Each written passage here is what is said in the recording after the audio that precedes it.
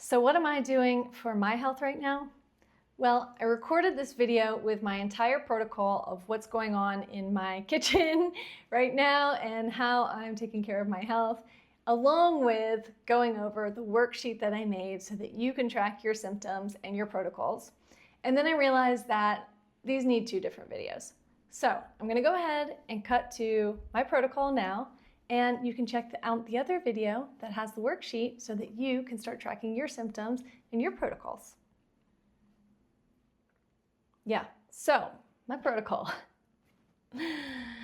I start the morning with a glass of lemon water, warm lemon water. It's usually half a lemon with, and like this is, I think this is, it doesn't look like it because of the shape, but I think it's 16 ounces. So I do at least one of these of lemon water that's warm.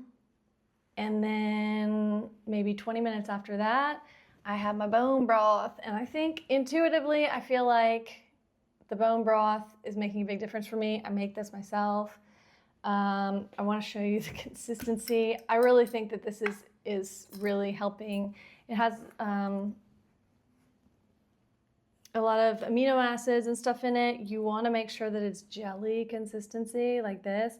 And then you just really kind of lightly heat it up on the stove, and I add turmeric and pepper, black pepper to it. So I have a cup of that basically on an empty stomach. So it's the lemon water first, and then I don't put any food or anything in there until I have, this is the food. This is the first food that I take in the morning to repair my gut and give me a bunch of amino acids and things that are helping to heal my gut. Then I have, sometimes right now I'm not doing lemon water in the mornings. Occasionally, well, not occasionally, like maybe every second or third day, I started doing this. This is argile. It's like, I got it instead of bentonite clay because I didn't find bentonite clay. My herbalist sells this, and I told them I was wanting it for a binder. So, I just did this 3-month parasite cleanse, and the only thing I was using as kind of a binder was psyllium husk. But now I've realized that psyllium husk isn't actually really a binder. So remember binders, I'm finding, I think there's a whole world of binders that I want to dive into. And, but I'm taking this bentonite clay instead, which is you never use metal with bentonite clay. You use a wooden spoon or fork, and you put a little bit, like a teaspoon, in water and mix it up the night before, mineralized water. And then you let it sit overnight, and I cover it so it doesn't get like dust or bugs or whatever in it. And then in the morning you drink it, and you don't drink, like the clay has settled at the bottom of the glass, and you don't drink the clay, but you drink the water, the cloudy water. So I'm doing that instead of lemon water every few days. The thing with that is you want to wait like 1 to 2 hours after taking it to take any supplements, which is because binders pull things out of your body, and it'll also pull out nutrients. So I just do that. That's why I'm not taking it every day, and also you don't really need to take it every day, that particular one, because I don't want to have to wait a long time to take bone broth. And yeah.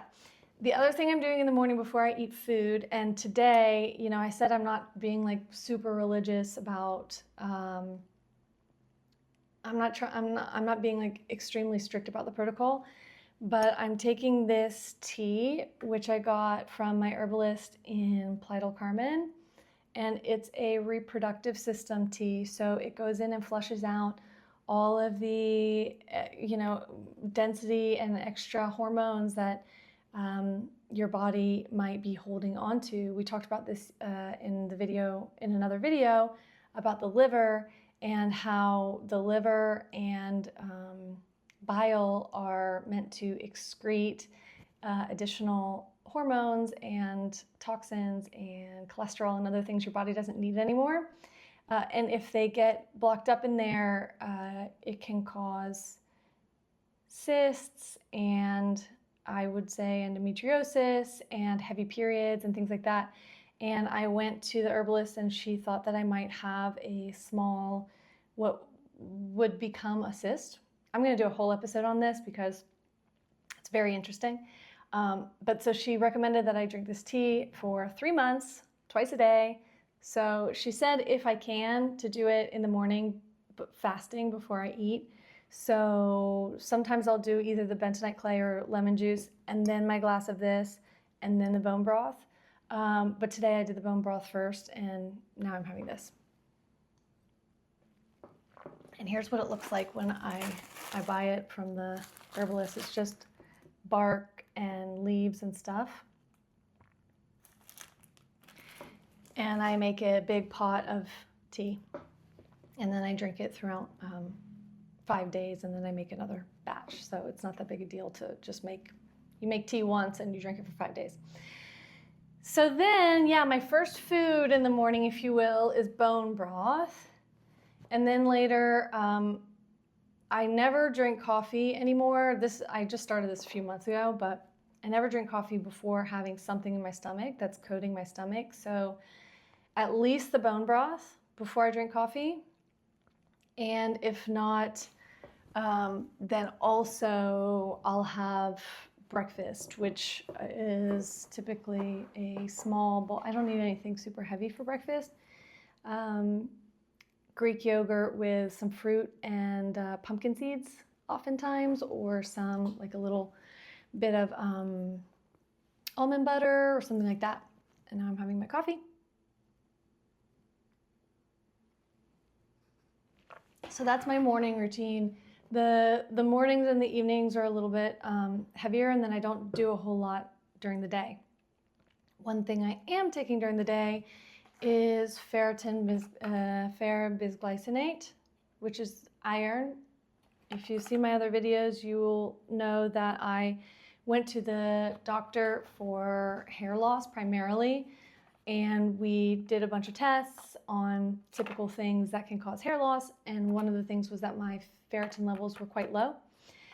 Low enough to say, yes, your body is shedding hair because it doesn't have enough iron.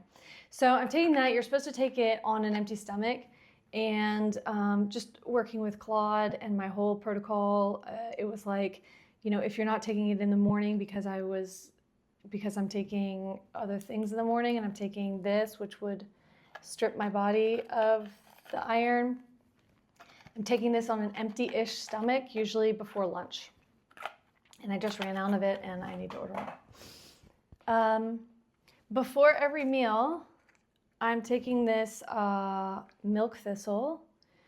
Ideally, you take it 15 minutes before a meal.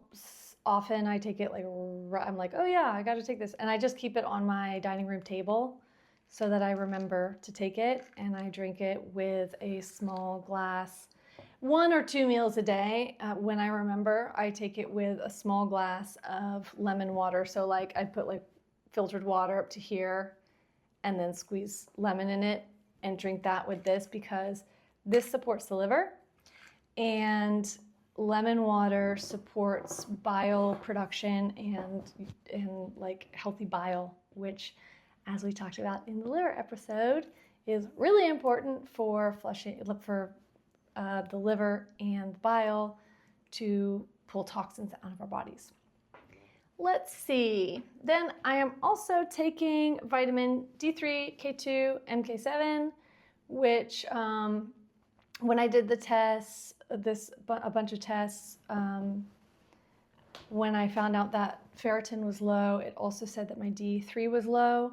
And I think D3, I actually haven't done the deeper research on this, but everything that I read keeps saying that we all are low in D3. And I think K2, MK7 helps to absorb it. So this is fat soluble, so you want to take it with fat. So that's why I do the Greek yogurt in the morning with almond butter or something. And I just put 3 little drops on it. Let me give you prices on these things. This was €7. This is going to last me a long time.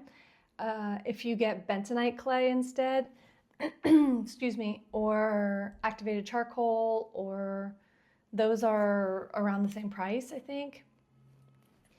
If you go with a binder that's like modified pectin, what's it called? Modified citrus pectin. I've seen those are like more like $90, $100. I'm gonna take some of that at some point because I think, I don't know, a lot of the people that some of the people that I follow who follow these kinds of protocols, they really say good things about it. So anyway, binders, there's a large range of prices. And, oh, and this, the milk thistle was €11 for 120 gel caps, which will last me 30 to 40 days. I got this black walnut, wormwood, soursop, pumpkin seed, clove, garlic, oregano, berberine drops, which are all of the things that kill parasites and help with basically all the pathogens, bacteria, candida. I was planning on doing this as a maintenance for after doing the parasite cleanse. I've only taken it a few times because my stool has not been regular.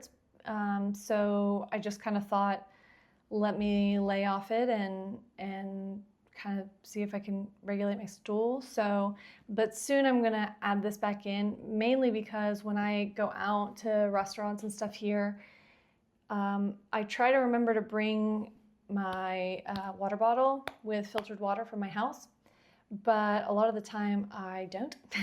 And so sometimes I drink water from restaurants, and usually they don't have a filter here because the water is good quality in France, but they're not testing for parasites. So there's a very good chance that there's parasites in the water. And so I would prefer not to drink water out and about, but it's really hot right now. A girl gets thirsty. So yeah, I think I will start adding this in just like a maintenance, like once a day kind of thing soon. And then I just had my meals. Again, so most of the stuff is in the morning. And then I take this before lunch, like a little while before lunch, this with my breakfast, and this before every meal. But I just put them on my dining room table, so when I'm sitting down to eat, I remember what to take. It's really just 3 things. And then in the evening, I'm taking magnesium bisglycinate. There's different forms of magnesium. This is the one that I don't know, the research told me is, first of all, a very good brand, Invio, which is a European brand. And that would be most bioavailable, I guess you could say, like that my body would be able to absorb the most of. And this is to help with nervous system. It helps with going to the restroom regularly. If you are challenged with constipation, magnesium citrate is, I think, the one that's has the most laxative effects, so you could try that. I was taking this kind of religiously, like every night, and just doing a little bit more research. It's like, I don't know, few things, especially in the minerals world, like iron and magnesium, do you want to take every day? So I am not taking this every day. The other thing that is good, that I realize is good, is that if you have a calcium shell, which is in the world of minerals, like if you have too much calcium in your body but your body's not using it, they call it a calcium shell, where it kind of like hardens and your body's not using it, but you have a lot of it in your body. Magnesium counters that. So I suspect I might potentially, because of some previous labs that I did, that I may have like a calcium shell. So this would be helping to break that up. So I'm taking this a lot of evenings. I kind of just feel into it. I pretty much either take this, it's a powder, and so you put it in water and drink it. So I pretty much either take that, or I take psyllium. And psyllium is fiber. Our bodies really need fiber. This is I think it's great. I think it could definitely be helping to pull things out of my body that I'm trying to get rid of. And so I drink this at night. The thing with psyllium is it can back you up. So you take like a teaspoon, you want to work up like half a teaspoon, like maybe work up to a full teaspoon. I still like don't even take a full teaspoon often. And you put it in a glass of water, like a full glass of water, not cold water. In general, just like don't drink cold water unless you're just like, it's really hot and you want a glass in the middle of the day, but like especially around meals or the first thing in the morning, like just drink like room temperature water or even a little bit warmer water. But I'll put that in here, and then you drink it quickly, like right away, and then you drink a whole other glass of water.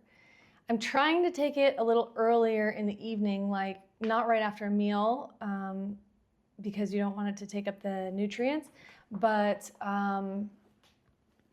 you know, like at 8 p.m., if I eat at 7 or 7:30, take it at like 8:30 or 9, and then go to bed at 11, because I get up to pee in the middle of the night. So if I drink 2 giant glasses of water right before going to bed, I'm definitely gonna have to wake up to go to the bathroom. I have started, last night I took milk thistle right before going to bed, which is not like part of my protocol. My protocol is to take it before eating because it supports our liver in pulling out toxins. Well, it supports our liver not in pulling out toxins. It supports our liver in functioning properly, so doing its job. And so I decided to start taking it at night because I suspected that maybe something going on with my liver is why I wake up in the middle of the night to go to the bathroom. And curiously, almost every night that I have taken this just before bed, I have not gotten up to go to the bathroom. So I have some research there to do around why that might be, and I will report back. But so I'm going to be taking these most nights. I'm still kind of running that experiment. Just like some nights I won't take it and sometimes I will, and just see if, as much as, you know, if that makes a difference. And that's my protocol right now. I think it's important to run most protocols for a while. If you're like me, you like to always be tinkering and, you know, changing things and trying new things and starting new things. And but we really need, it takes our body some time to change once we start something. So I think, you know, typically, you know, depending on the thing, you know, sometimes you might notice a big difference pretty quickly, like something like magnesium. You might start noticing that you're going to the bathroom more easily or you're sleeping more deeply pretty quickly. But something like taking ferritin for hair loss, I mean, minimum 3 months. My doctor asked me to, you know, recommended that we retest after taking it for 3 months. I think there's some more work that we need to do in addition, but I'm definitely not going to test anything for at least 3 months. So just stick with something for a while and then try to change one thing at a time, not just like throwing out an entire protocol and starting with something completely new with like 6 new things, because you want to get an idea of what is helping or changing things in your body. And so that is a mistake that I have made over the years.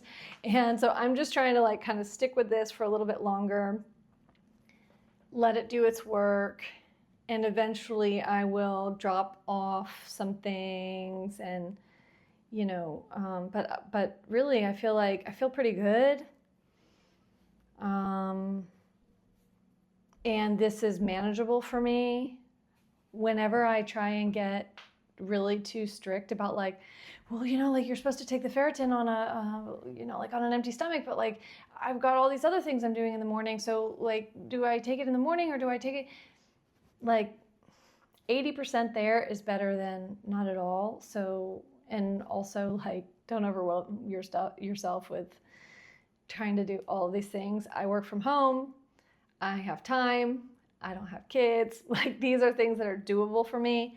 And so I think also, getting real about what we're going to actually stick to for a while and, going at it as from this kind of research experimentation type, mindset of like tracking and being aware of how our body feels.